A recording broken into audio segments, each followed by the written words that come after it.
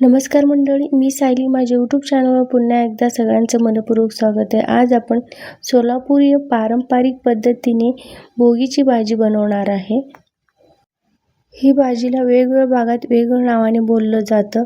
काही भागात शेंगसोला म्हणलं जातं, काही भागात संक्रांतीची भाजी आणि काही भागात भोगीची भाजी असं बोललं जातं. आणि भोगीच्या भाजीला काय काय साहित्य लागते बघूया. आधी मी इथं हरभरा घेतलेला आहे आणि तूर घेतलेलं आहे, कच्चं तूर आणि कच्चा हरभरा, वाटाणा, पावटा आणि बीन्स, हिरवी मिरची आणि घेवडा घेतलेला आहे आणि वालपापडी घेतले. पापडीमध्ये 2 पापडीचे प्रकार भेटलेला आहे. त्यानंतर फळभाजीमध्ये मी इथं बटाटा, बोरं आणि ढोबळी मिरची आणि वांग, टोमॅटो आणि दुधी भोपळा, कांद्याचं पात घेतलेलं आहे. आधी आपलं हे फळभाजी सगळं कट करून घ्यायचं आहे आणि मी थोडंसं मोड आलेलं मटकी सगळं मिक्स डाळी घेतलेलं आहे. आता भाजी शिजवण्यासाठी आधी सगळं मिक्स डाळ आणि कडधान्य सगळं कुकरमध्ये घालायचं आधी आणि मोड आलेलं सगळं कडधान्य घालून घ्यायचं. त्यानंतर कट करून घेतलेलं सगळं भाज्या घालून घ्यायचं आहे. भोगीची भाजी बनवताना हिरवाळ्यात जे काही भाजी अवेलेबल असतात ते सगळं घातलं जातं असं आमची आजी सांगायची. आणि सोलापूरकडं जास्ती करून खेडेगाव जवळपास असल्यामुळं सगळ्या प्रकारचे पालेभाज्या आणि फळभाज्या भेटल्या जातं, त्यामुळं भरपूर भाज्यांनी ही भोगीची भाजी बनवलं जातं. आता मी सगळं फळभाजी पालेभाजी कट करून कुकरमध्ये घातलं आणि वरनं 2 ते 1.5 कप पाणी घालायचं. तुम्हाला भाजी कितपत पातळ हवं आहे त्यानुसार तुम्ही पाणी घाला आणि कुकरला लावून 3 ते 4 शिट्ट्या कुकरच्या मारून घ्यायचं. आणि काही वेळेला कडधान्य लवकर शिजत नाही म्हणून शक्यतो 3 ते 4 शिट्ट्या मारून घ्या. आता सगळं भाजी शिजून तयार झालेलं आहे आणि सगळं भाजी देखील मऊसूत शिजलेलं आहे आणि कडधान्य देखील मऊसूत शिजलेलं आहे. आता थोडंसं ह्याला चमच्याने हलवून घ्यायचं आहे.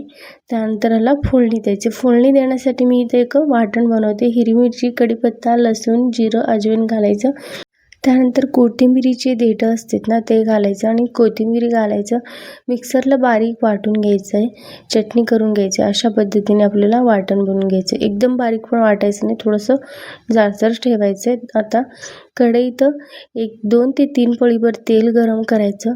जिरं आणि मोहरी घालायचं, चांगलं तडतडू द्यायचं. त्यानंतर कढीपत्ता घालायचं, बनवून घेतलेलं वाटण घालायचं. 2 ते 3 मिनिट चांगलं वाटण परतून घ्यायचं खमंग वास येईपर्यंत.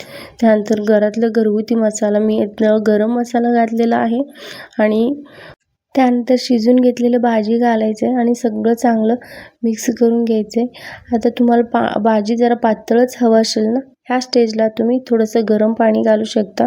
कितपत तुम्हाला भाजी ही पातळ हवं आहे तसं तुम्ही ॲडजस्ट करू शकता. आता सगळं भाजी घातल्यानं वरनं खाली खाली वर असं सगळं चांगलं मिक्स करून घ्यायचं. 2 ते 3 मिनटं चांगलं उकळी काढून घ्यायचे आणि मीठ थोडंसं कमी पडलं होतं म्हणून मी मीठ घातलं. वरनं कोथिंबीर घातले बारीक चिरलेलं आणि चांगलं आता 10 मिनिटं शिजवून घ्यायचं आहे भाजीला. ह्या भाजीला ऊस आणि तिळाचं कूट, शेंगदाण्याचं कूट देखील घातलं जातं. मी इथं शेंगदाणे वापरलेला आहे. पुण्यात राहत असल्यामुळे जे काही भाजी अवेलेबल आहे ना त्या भाजीमध्येच मी ही भोगीची भाजी बनवून दाखवलेलं आहे. शक्यतो पुण्यात जास्ती करून सगळं पालेभाज्या आणि फळभाज्या गावाकडं कसं भेटतं तसं भेटत नाही आहे. आता आपली भोगीची भाजी बनवून तयार झालेलं आहे. ही भाजी सोलापूर साईडला संक्रांतीच्या दिवशी गरमागरम बाजरीची भाकरी नाहीतर ज्वारीच्या भाकरीसोबत खाल्लं जातं. ही भाजीला आंबटपणा यावं म्हणून आंबट चुका जास्ती घातलं जातं. मी आंबट चुकाच्या ऐवजी 2 ते 3 टमॅटो वापरले तरीसुद्धा भाजी खूप छान झालेलं होतं. तुम्ही पण एकदा ही रेसिपी नक्की ट्राय करा आणि कमेंट करा रेसिपी कशी वाटली तुम्हाला. चला तर मंडळी, भोगीची भाजी बनवून तयार झालेलं आहे. भोगीची भाजीची रेसिपी आवडला असेल ना, लाईक, कमेंट, शेअर आणि सबस्क्राईब करा. फ्रेंड्स अँड फॅमिलीमध्ये शेअर करा. मिळूया अशाच एक नवीन रेसिपीसोबत. तोपर्यंत bye bye. Thank you for watching.